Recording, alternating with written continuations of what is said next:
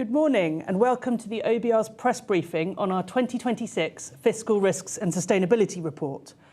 Welcome to both those of you here in the room today and those joining us online. I'm Laura Gardner, Chief of Staff at the OBR, and I'll be chairing today's event.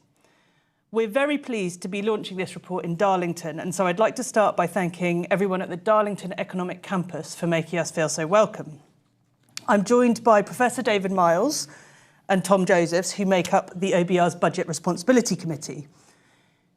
In a moment, Tom will run us through a summary of the report we've just published, after which he and David will take your questions. And you can submit these at any time via Slido, which you can access via the QR code shown on screen here, the link on our website or our Twitter feed.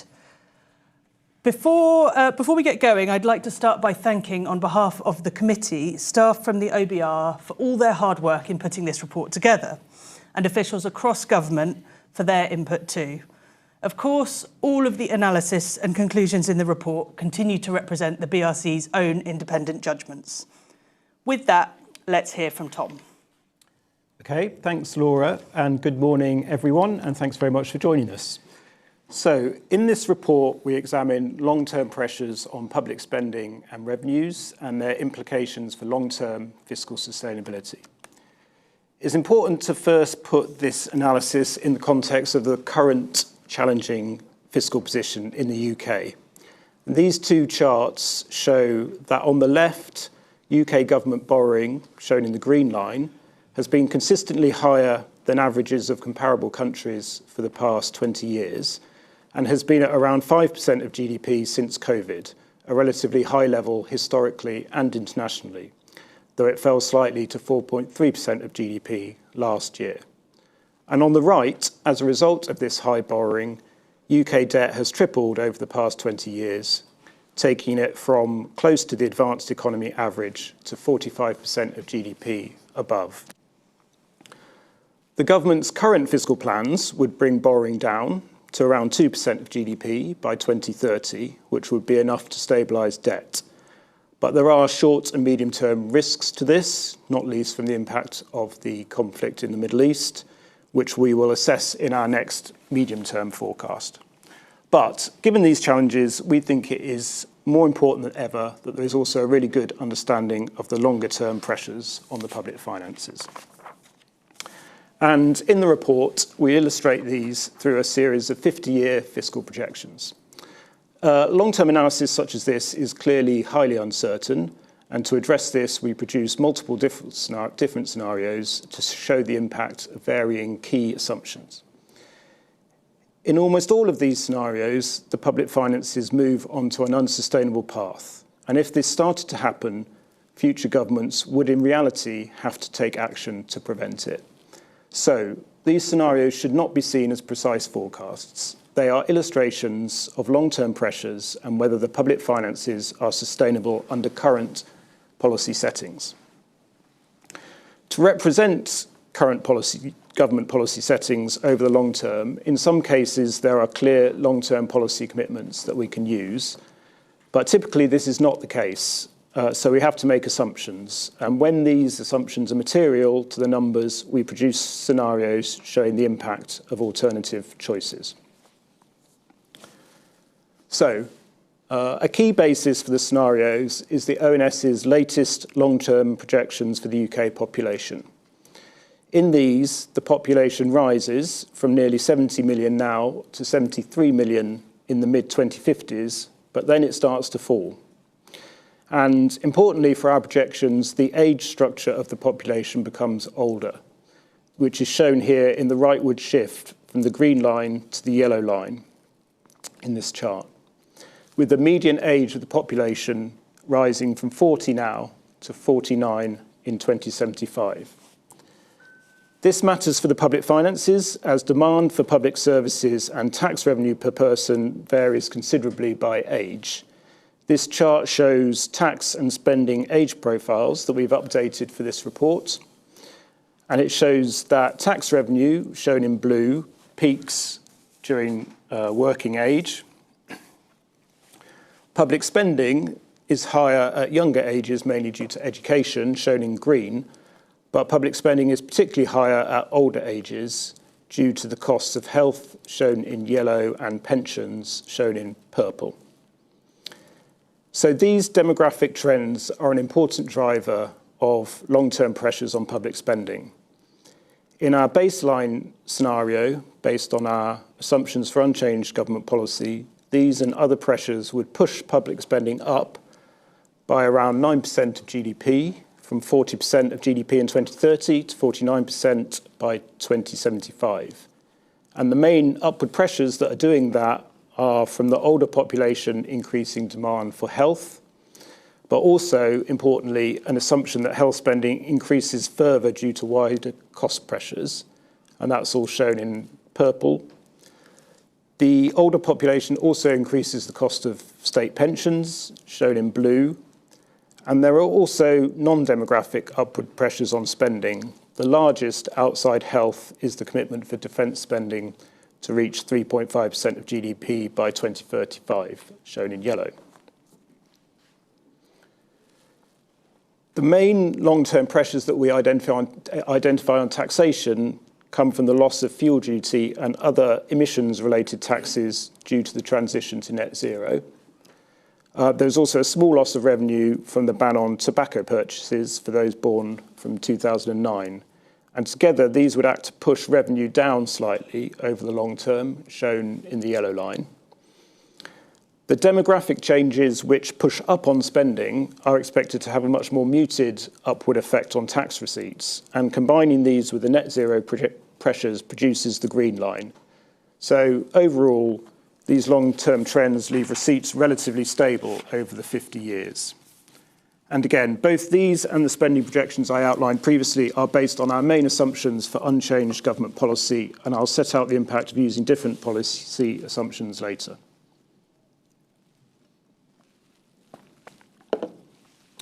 So in our baseline fiscal scenario, using these tax and spending scenarios, a gap opens up between the two over the next 50 years, shown in the left chart, primarily due to the upward pressures on spending that I described.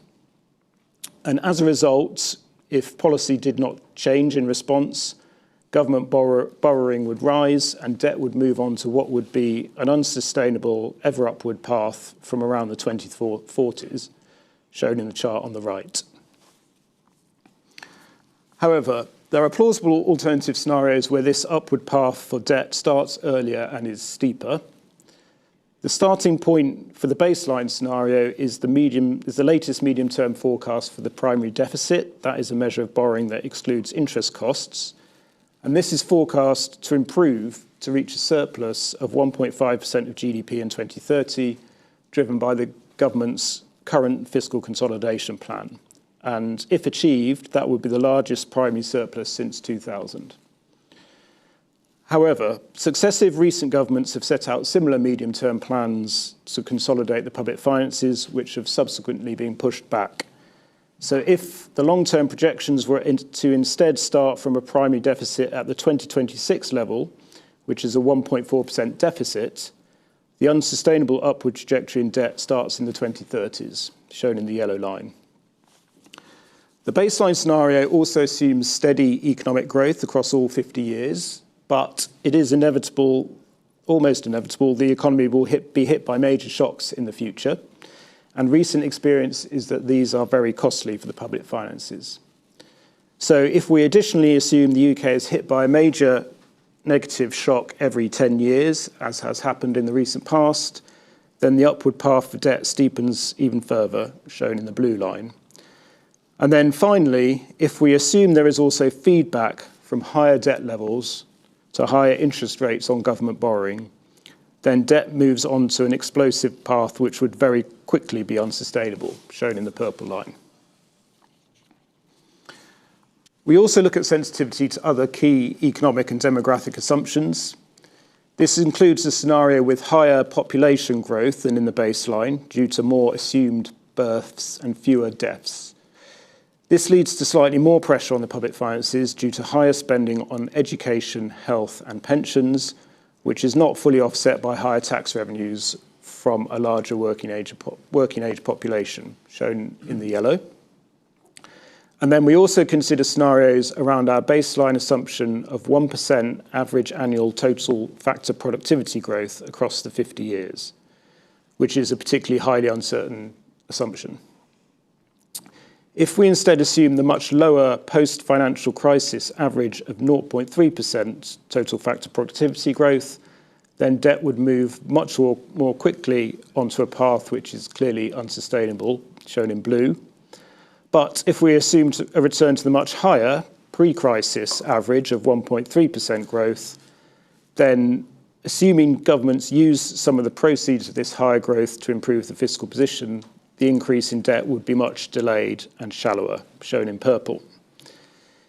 In practice, past governments have often spent the upside from economic growth, so maintaining a broadly constant spending to GDP ratio, even when economic growth has been strong. And in a scenario where this continues, there would be a much more limited fiscal benefit from the higher productivity, shown in the dashed purple line. And then finally, we look at the impact of using alternative assumptions for unchanged long-term government policy. So in the baseline scenario, we assume the state pension is uprated by the triple lock, the highest of earnings CPI inflation, or 2.5%. If instead we assume state pension is uprated with earnings, which is the main assumption we use for the rest of tax and spending upratings, this would reduce debt by 2075 by around 1/10 compared to the baseline, shown in the yellow. The policy variant with the largest impact on the projections relates to the uprating of personal tax thresholds.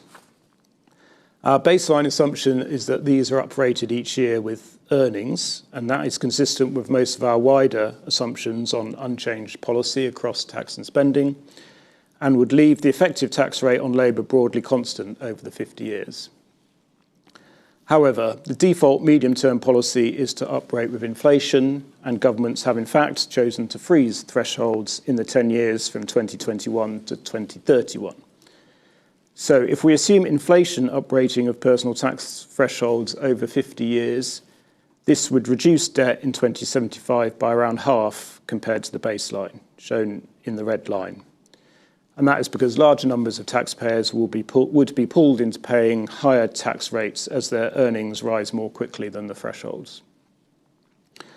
However, this only reflects the direct fiscal effect of this assumption. It does not take account of the likely substantial impact this would have on the labour market, given that it would be equivalent to a 50% increase in the effective tax rate on labour. Around 2/3 of taxpayers would end up paying at least the 40% high rate of tax, and a full-time worker on the minimum wage would start to pay the higher rates from around the 2060s under this assumption. And then we also look at two further policy variants, one where we assume non-pension welfare payments are uprated by inflation rather than our main assumption of earnings, and another where governments constrain wider growth in health costs. And in both of those scenarios, debt is around a third lower than in the baseline by 2075. So overall, in nearly all of these scenarios, debt eventually moves onto an ever upward path that would be unsustainable. And if those paths were to start to materialise, it's almost certain that future governments would have to take action to put the public finances back on a sustainable path. Doing this earlier would be less costly than delaying the required fiscal adjustment.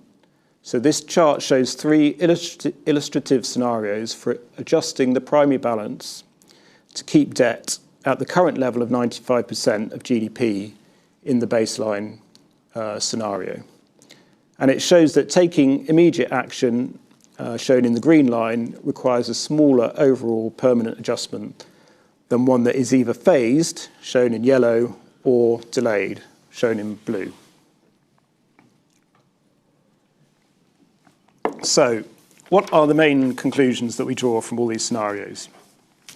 So first, it's important to underline again that the scenarios should not be seen as forecasts. They are illustrations of the possible implications of long-term pressures on public spending and revenue in the unlikely event that future governments do not take action to address them. But they all generally point in the same direction. in nearly all of the scenarios, with our assumptions for unchanged government policy, public debt at some point in the future would move on to an ever upward trajectory that would be unsustainable. This point is in the 2040s in the baseline scenario, but there are plausible scenarios where it happens as early as the 2030s. For example, if the level of borrowing does not fall as planned over the next few years and the economy is hit by another major shock. There are also some scenarios where the upward trajectory for debt is delayed and much shallower. For example, this is the case where we assume sustained higher productivity growth than in the baseline, but this is only if future governments choose to use the proceeds of high growth to maintain fiscal sustainability, rather than simply to increase spending further. However, higher population growth, though it could lead to higher aggregate GDP, may not improve the fiscal outlook because of the pressures on education and health spending from more younger and older people. Choosing to address these fiscal challenges over the long term primarily through higher tax, for example, as in the scenario where personal tax thresholds are uprated with inflation over 50 years, is likely to generate rising economic distortions and costs. So it's likely that action over the long term would need to be spread across many different policy areas. And an important conclusion is that earlier action reduces risk and is likely to be less costly over the long term.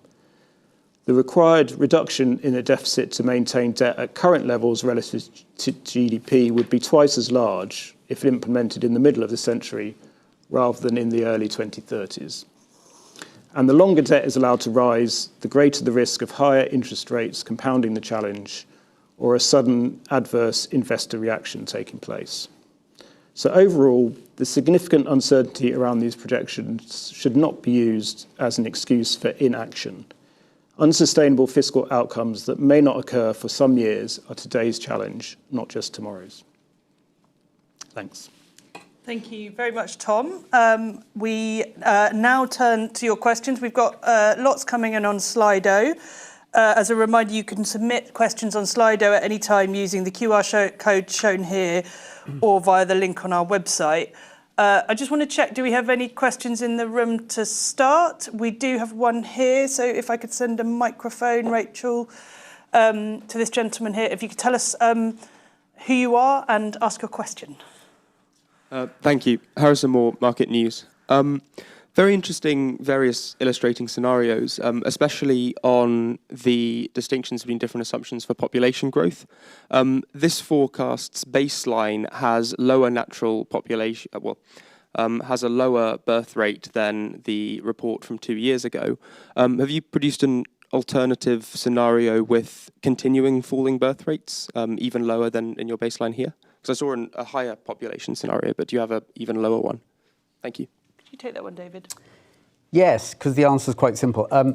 We haven't. We've taken the ONS latest estimate for fertility in the UK, which is low, historically never been lower, and stays at that level for decades to come, which would mean that the population of the UK stops rising a couple of decades down the road and then drops a little bit, so that 50 years from now it's about the same as it is now. And of course that would be very different from recent history, where the population has been rising quite strongly. So we've not gone down the road of asking what would happen if fertility fell even further to sort of South Korean type levels. If we did, it would show that, in the absence of much higher net migration that's in the forecast, the population would decline even further. I don't think that, even that scenario, I don't think should be seen as economically disastrous, because the evidence isn't really very strong that a gently declining population, and even something that's not quite so gentle, necessarily means economic disaster. In fact, in the projections that we have here, the alternative that we look at is fertility actually rises from its current level. So the population is materially higher a few decades down the road than in what we call our base case. And that actually doesn't help the fiscal situation, and it doesn't help GDP per capita either. So to flip your question around, the idea that if only the population were rising more rapidly, the fiscal and economic situation would be a lot better doesn't hold up in our analysis. And I suppose in a way it follows that even if the population were to not just level off, as in our forecast, but actually be lower a bit further 50 years down the road, probably also doesn't mean necessarily sort of fiscal Armageddon. I can't see any more hands in the room, but I will come back and check a bit later on. So let's go to some of the questions on Slido. David, I'm going to start with you on this one. Oh, it's tricky. If the public finances are unsustainable under almost all scenarios, even assuming the consolidation planned by the current government, and with higher energy prices and unfunded spending promises since your last forecast, are you saying the new Prime Minister needs to tighten further? I think the emphasis on this report pretty obviously is about the long-term fiscal situation of the UK. And in other reports that we produce at the OBR, we're looking at the horizon of 3-4 years, which is the relevant one for governments hitting fiscal targets, which are nearly all about where does the deficit or the stock of debt get to if you look 3 or 4 years down the road. This is looking 3 or 4 decades, and indeed sometimes more than that, down the road rather than just the next few years. In fact, what we do in this report is use the projections we made a couple of months back, which are based on an assumption that the government kind of more or less hits its fiscal targets as they were. That's just about enough to level off the stock of debt relative to GDP a few years down the road. So that's our kind of starting point. And this report really picks up the story about what happens in the decades after that, rather than what needs to happen over the next few years. So I don't think there's an implication in what we're writing here about the government, has been blown terribly off course and it needs to do drastic things today. This is really a report about what needs to happen as you look further down the road. Although one aspect of that is, and one of the key messages here, is that as you look further down the road, it's not enough to just assume that, well, things don't look too bad for the next 10 years or so, maybe, and the debt to GDP ratio levels off, and the future will kind of look after itself after that. Because one of the key messages here is that if you take action in the early 2030s to stop something really fiscally very dangerous and clearly unsustainable in the 2040s and 50s, the action you need to take then is so much less painful and so much more effective in controlling the fiscal situation than waiting until the 2040s or 2050s. And 2040s and 2050s is, in some sense, a long way off, but the majority of people alive in the UK today will be alive then. And you would not want to be around if all the fiscal adjustment takes place and starts 20 years from now. I mean, that's the main message of this report. Thank you, David. I'm going to give you one more, and then I will come back to Tom. So a question, don't your scenarios clearly show that raising some taxes slightly and constraining welfare spending is all that is required to keep the public finances sustainable? Well, that makes it sound very simple. And indeed, in an arithmetic sense, it can look very simple. You just say, oh, well, why don't we take, for example, the income tax thresholds, the point at which people move from being a basic rate taxpayer to a 40% and then sort of higher rates again. Just hold those constant and let economic growth and on average, people's real incomes to be going up to just gradually, painlessly increase the tax rate. Well, it would be painful because, as Tom mentioned, if you do that for not just a few years, and we've been doing that and more actually for almost 10 years now, but if you carry on doing that decade after decade, it isn't too far down the road until the great majority of people are higher rate taxpayers. I mean, something like 2/3 of people would be higher rate taxpayers in our sort of central projection by a few decades down the road. And as Tom again mentioned, if you take the minimum wage today and assume that gets uprated in line with earnings, which is what the strategies have been, and you push that forward, but you keep the thresholds at which people move to higher tax bands fixed in real terms, then somebody earning the minimum wage, sometime in the 2050s, is going to be a higher rate taxpayer. So it really is now that would go quite a long way if you did all those things and they didn't have any really bad side effects on people's incentives, willingness to work, willingness to stay in the UK. If you had no bad side effects, they would go quite a long way, but not all the way, to making the fiscal situation in the longer term sustainable. But it's a huge assumption that there wouldn't be some really quite damaging side effects on incentives to work, to save, to pay taxes if income tax rates rose by that amount. So it's not a painless roll to go down. It's not guaranteed that it would be enough anyway. In combination with freezing the level of welfare payments in real terms so that they kept falling relative to average earnings, would also, sustained over decades, do quite a lot. But again, it's not sort of pain-free, because what it would mean is that unemployment then, we're talking about non-pension welfare payments here, so it's unemployment benefits, sickness benefits, disability benefits, they would be falling relative to average earnings year after year for decades. And that's not pain-free either. It's not to say it's impossible, but that's not pain-free. So I guess the message of the report is not, the apocalypse is coming, we're all doomed. It's not that. It's there are things you could do, but they probably mean action on many different fronts. And there isn't a sort of single lever, just freeze income tax thresholds in real terms, and gradually that will solve the problem over time. I think that's a bit too optimistic, that there's a single easy solution to this. Yeah, I think one of the things that struck me when we were looking at these scenarios is that, because obviously, as you and Tom pointed out, our long-term assumption of earnings uprating is a bit different to what's happened in the recent past on both tax and welfare.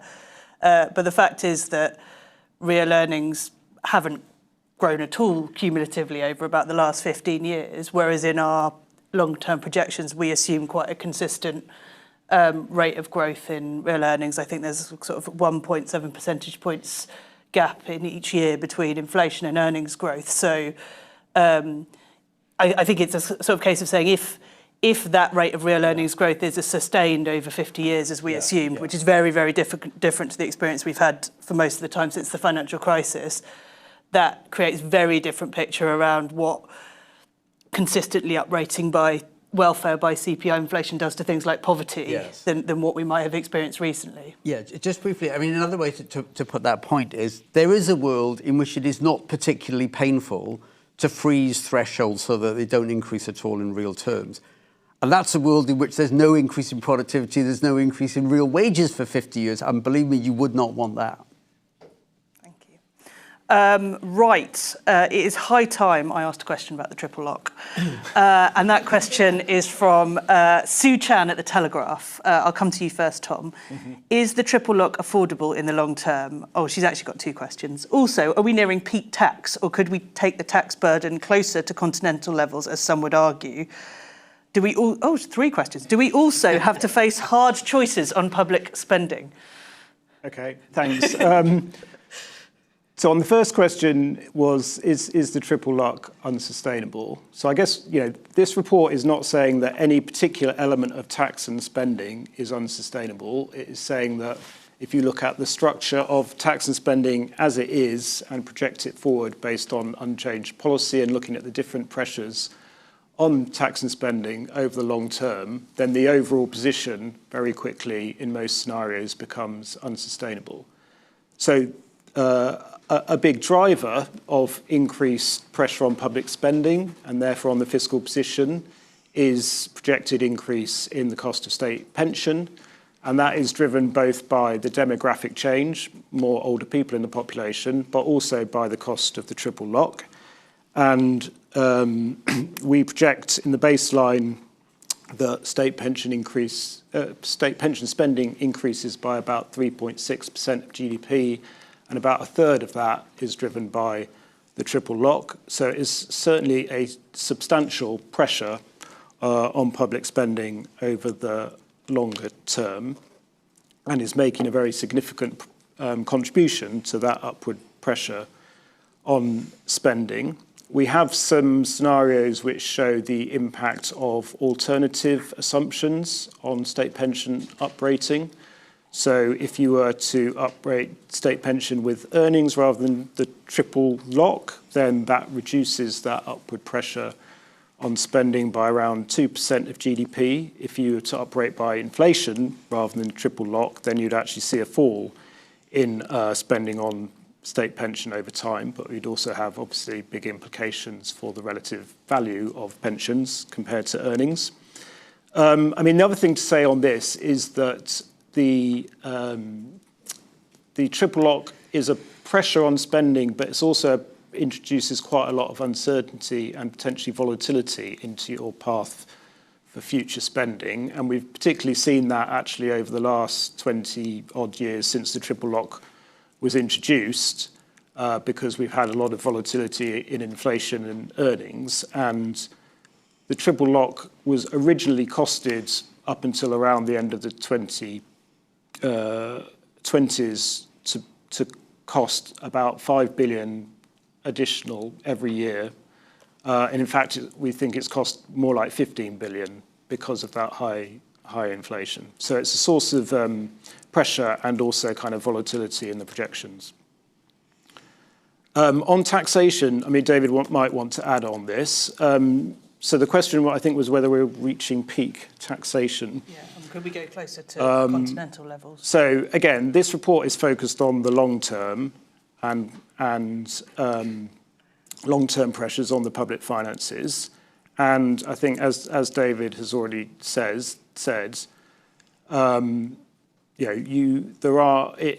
using tax over the long term as your only lever to address the fiscal sustainability pressures that we identify is likely to create ever-increasing economic distortions and costs. And partly that as a result of the fact that we are already forecasting the tax GDP ratio in the UK to rise to what would be a historic high over the medium term. And the analysis that we've done in the report shows that on international comparisons, UK kind of average and marginal tax rates are already sort of close to the international average, which is why we reached the conclusion that over the long term, going further than that would have these increasing costs. And again, is why we say that it's likely, therefore, that action to address these long-term fiscal sustainability pressures would likely be needed across many different policy fronts. Anything to add on that, David? Just one thing. As Tom said, it used to be the case that the UK was a relatively low tax country. Relative to continental Europe. Low tax in the sense that if you took the average tax raised in a year relative to GDP, it was quite a lot lower than the average across most of the rest of Europe. It was higher than the US, but we were sort of halfway between the two. And the UK's have been on a trajectory for a while, really, of, in a sense, catching up with continental Europe. And that looks set to continue for a while longer and is part of the process of trying to stabilise the debt GDP in the short run. Beyond that, can you keep going? There's a bit of economic theory, a sort of simple idea in economics, which is that other things equal, the higher the tax rate is in an economy, if you will, the damages to incentives and distortions that come from further rises increases exponentially. And it goes up with the square of the tax rate. What that means, sort of in plain language, is that if you started out with a tax takeout of GDP of 20% and took it to 21%, that would do kind of a bit of marginal damage. Depends how you do it, of course, and there may be more effective ways than less effective ways. But on average, that would do a little bit to incentives and cause some distortions. Going from 40 to 41, which is a bit nearer where we are now, certainly than the 20 to 21 level, would do sort of twice as much damage. And, going from 50 to 51 would do yet more damage again. So it's not kind of linear. It's not that the pain just increases a little bit. It starts increasing exponentially, which is why going down the road of thinking that how you can maintain sustainability of the fiscal situation on most of our projections simply through taxes is probably going to cause very large distortions at some way for much further down the road. You've all just had a small taste of the economics lectures David's been delivering to OBR staff, but mercifully with less algebra. I could do some algebra. No, we're not quite there yet. I'm going to ask you another question to prevent that. We've actually got a few questions on AI, so I will come to you first, David. You've estimated that 10% of jobs could be substituted by AI. What does that mean for the future tax base and the decisions policymakers will have to make? We've also got, are the growth projections overall conservative, given the possible impacts of AI, and did you think about this? And will AI cause a productivity miracle, or will it cost millions of jobs? What assumptions do you make? So that's a kind of collection of stuff around AI for you to get your teeth into. Well, on the question of, are we optimistic or pessimistic in our projections about productivity? I mean, we take a range of assumptions. Some of them definitely pessimistic, but they're not our base case. The pessimistic one is that there's no improvement in the rate of productivity growth in the UK than the really rather dismal rates we've seen since the global financial crisis. I mean, that's almost 2 decades ago now. So we've definitely got a pessimistic scenario and a more optimistic one. I would say that what we call the base case one, which is productivity grows at about 1.4% a year on average for decades, is very, very much more productivity growth than we've seen for the last almost 20 years. It's not quite as high as the rates we'd kind of got used to in the UK between, let's say, the end of the Second World War and the financial crisis, which was probably nearer, 1.7, 1.8. But still, 1.4 would be so much better than a couple of decades that have just gone. I'd certainly put it I wouldn't put it in the class of pessimistic. And indeed, in that, what we call the base rate, the base assumption, I think we've built in a bit of a boost to productivity from AI already. Could it be bigger than that? For sure. I think there's huge uncertainty about just how transformational and how productivity boosting AI will be. And in the kind of more optimistic scenario, you could interpret that as being the AI effect, and maybe some other things as well, are really more powerful than in the central scenario. Productivity growth being higher, I mean, in itself is fiscally helpful. Of course, it might come with some switch in the distribution of income. This is not inevitable, but it's possible, and there are kind of pessimists out there who believe that this is the world we might be going into, where so many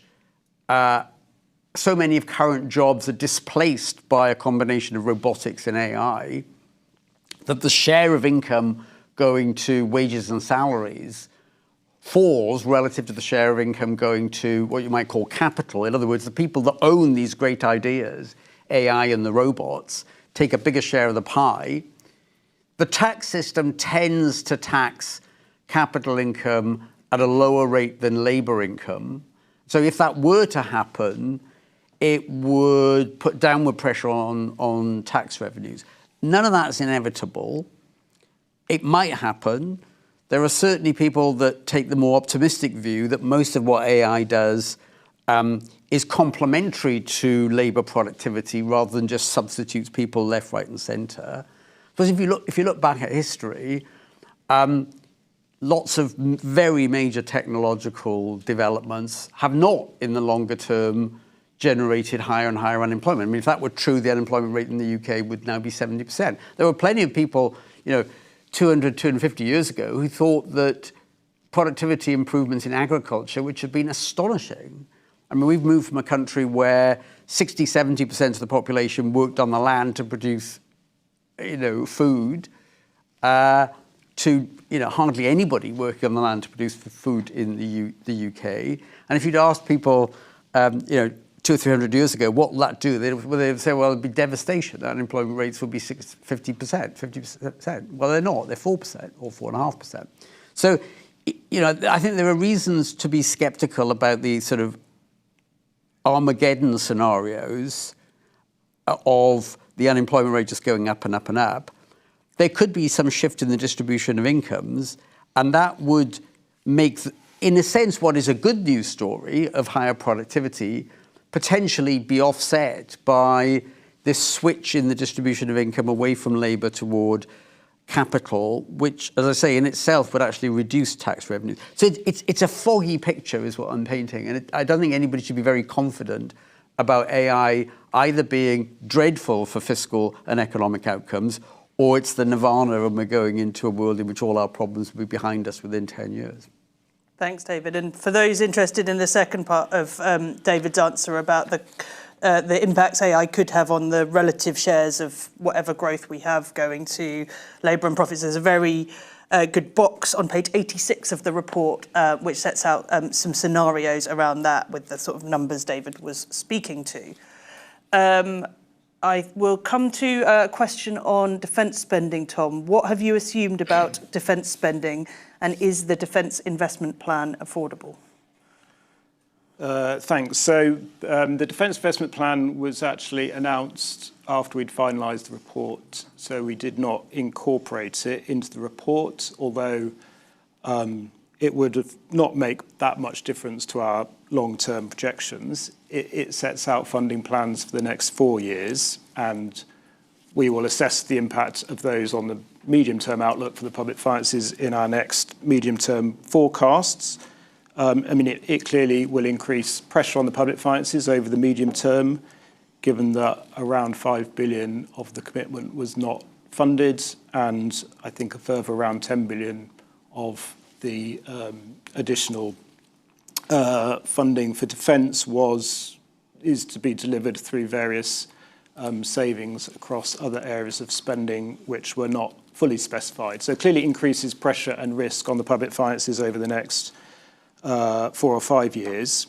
And it still clearly leaves a big gap to reach the government's long-term commitment of 3.5% GDP by 2035. I think in this report, pre the Defence Investment Plan, we had spending currently at around 2.5% of GDP. So in today's terms, to get to 2035 commitment of 3.5%, would have cost around 32 billion. With the additional funding from the DIP, that cost just comes down a bit to around, that additional cost comes down to around 28 billion. So still a big gap to the 3.5% commitment. Thank you. A couple more questions in relation to population change and things like that. So I'll come to you, David. Do you think that the immigration of working age adults could help promote growth quickly rather than relying on a higher birth rate, which has the higher associated education costs you set out? And I suppose a partially linked question. Increasing debt and ageing populations are an international phenomenon and therefore not unique to the UK. Therefore, is there really a problem? On the second bit, just because other people are in a difficult situation as well doesn't mean it makes it any easier. Yes, it's all very well saying, oh, well, it's the same boat for everybody. Yeah, if the boat's got a hole in it and heading toward a storm, that doesn't help you. Good answer. Yeah, that was the easy bit. The other question, yes, higher net migration. These projections we base them on the Office for National Statistics' latest sort of updated projections of what might happen to the population of the UK. And those projections have historically anyway, really relatively high levels of net immigration every year for decades to come. So it's not as if our projections here, which show the population, very little change 50 years ago from where it is today. It's not as if those projections are based on very, very low levels of migration going back to levels, from 20, 30 years ago. That's not the case. It's still sort of ongoing, relatively high levels of net immigration. The question is, well, what about if there were higher than that levels of net immigration of people who predominantly would be, because this is the experience of recent decades, relatively young adults of working age, a significant proportion of whom would go into employment and start paying tax revenue. And in the very near term, that may well be of some help fiscally. I think the further you look down the road, of course, the more the picture changes, for the obvious reasons that people that arrive in their late 20s, early 30s, mid 30s, 20, 25, 30 years down the road, if they're still in the UK, I mean, they are of state pension age. They're probably dropping out of the workforce.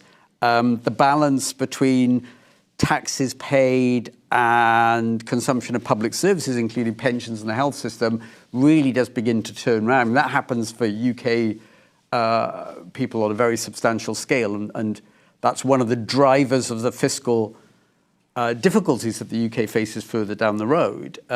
It's an aging population. So you can offset that for a while with people arriving in the country. If you try and, in a sense, lock in the demographic structure so that there's very little change in the ratio between, say, people over 65 relative to a working age between 20 and 65, if you try and lock that in by having the population grow, either through higher fertility or through, not that governments can control that easily, or through very high levels of net immigration, you would find that in order to sort of offset the effects of an aging population, you need the population to rise at an ever-increasing rate. So it almost certainly, when you look at very long horizons, it's a strategy that becomes in itself unsustainable.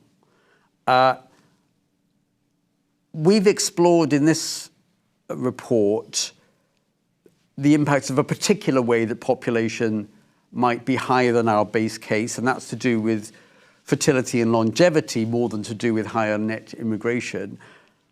And higher net immigration may, in the short term, have different fiscal effects than there being more children being born. But I think in the longer term, as a strategy to avoid fiscal adjustments, it's itself likely to be unsustainable. Thanks, David. If there are any further questions in the room, just wave at me and I will come to you. Otherwise, we've got a few more questions on Slido. I will come to you on this one first, Tom. If a one-year adjustment in the 2030s to maintain the debt to GDP ratio at 95%, which is about its current level, were to fall purely on tax measures, what would that mean for the tax burden and so incentives? Thanks. Maybe just to clarify what that number is doing. So in the baseline scenario for debt that we showed, I think debt without any policy action rises to around 300% of GDP by 2075. So this estimate looks at what governments would need to do to prevent that happening and for debt to stay at the current level of 95% of GDP.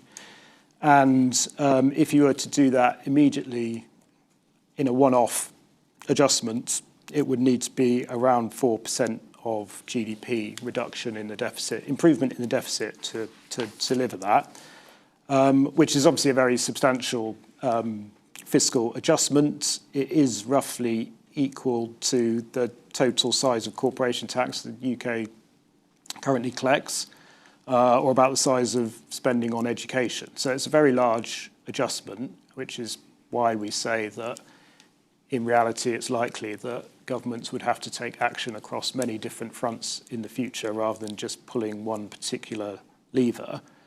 But a couple of also important points to make on that. One is that although that would be a very large adjustment, if governments were to delay the adjustment until later, and so not deal with this problem until further down the track, then the future governments would have to make a much bigger adjustment in the future in order to get debt down to current levels. If they were to delay it until 2050, you would need to make an adjustment around double the size. So one which would obviously have a very big cost for future generations. I guess the other thing to say is that this is sort of calibrated on keeping debt at its current level of 95% of GDP. A couple of decades ago, debt was around sort of 30% of GDP, and governments were trying to keep it at that level, and levels of debt at what they are now, around 100% of GDP, were seen as ones which would have, very significant costs and risks for the public finances. And indeed, it is the case at 100% of GDP that governments are paying huge amounts on debt interest every year, and we can see that the costs of borrowing in the UK have risen sharply and are very volatile, which is clearly partly as a result of that higher debt. So we also look at scenarios in the report where future governments aim to get debt down from the current level back towards the levels we had a couple of decades ago of around 40% of GDP, which obviously would require a much bigger adjustment. Thank you. I think one more question for you, Tom, and then I'm going to give you the last word, David. This question is from Mr. Tempers. Should we slash welfare? How much should we cut it? And what fruits would a tightening welfare bring? Well, so again, the report is not recommending any particular one part of the tax and spending system that should be used here. We're looking at pressures across the whole of tax and spending, and showing that policy action across a number of different areas is likely to be needed to address the sustainability challenges. We have a scenario where, rather than non-pension welfare spending increasing each year with earnings, which is our baseline scenario, we have it rising instead in line with inflation, which is kind of the default medium-term assumption. And if you were to do that over the 50 years, then it would lead to significantly lower debt than in our baseline scenario. But it would also have very big economic and other consequences. I mean, essentially, the real value of welfare payments would be reduced very dramatically over time, which would obviously have big impacts for things like relative poverty and life outcomes in different ways. Thank you. I think it's sort of about roughly almost a halving of the real value of welfare benefits, which, as we were discussing previously, is quite different to the times in the past 15 years where welfare has gone up by inflation or even been frozen. That's been at a time when real earnings weren't rising, making those kind of policies easier than they would be if we have sustained growth in real incomes, as we do in our economic assumptions, as David set out. Okay, I think this will be the final question, as we are nearly running to time. I'm going to come to you on it, David. You say that all of the things that are going to worsen the public finances, but don't present any solutions. What should the government do?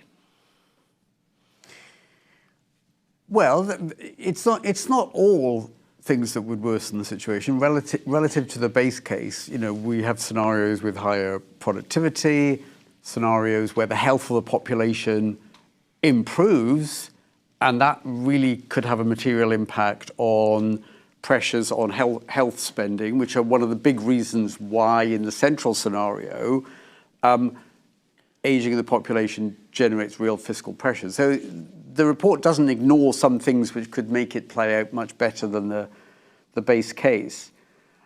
I think the purpose of the report is not to say, here are the 3 things that governments need to do sometime in the next few decades. This particular tax should be changed.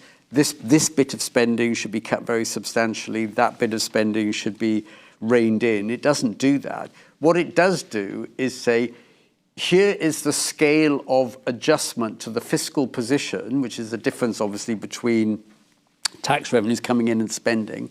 Here is the scale of adjustment that looks to be necessary under different scenarios and undertaken at different points in time in order to prevent a situation where the debt to GDP ratio is not just rising, but is rising at an ever-accelerating rate, which almost certainly would end in tears. Tears in the sense that you could not continue, you should not expect to be able to continue to keep borrowing if the debt GDP ratio is rising inexorably and at an ever faster rate. And on some scenarios that happens not 60, 70, 80, 90 years down the road, but it happens 20 years down the road, which is why we stress at the outset that this is a problem which is left unchecked is coming, and left unchecked at some point will have a very detrimental effect on people, most of whom are alive right now.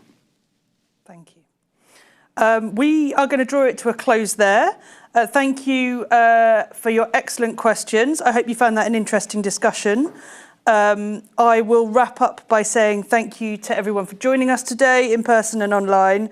Thanks again to the Darlington Economic Campus for hosting us. And we look forward to seeing you at our next event, which will be following the publication of our economic and fiscal outlook in the autumn.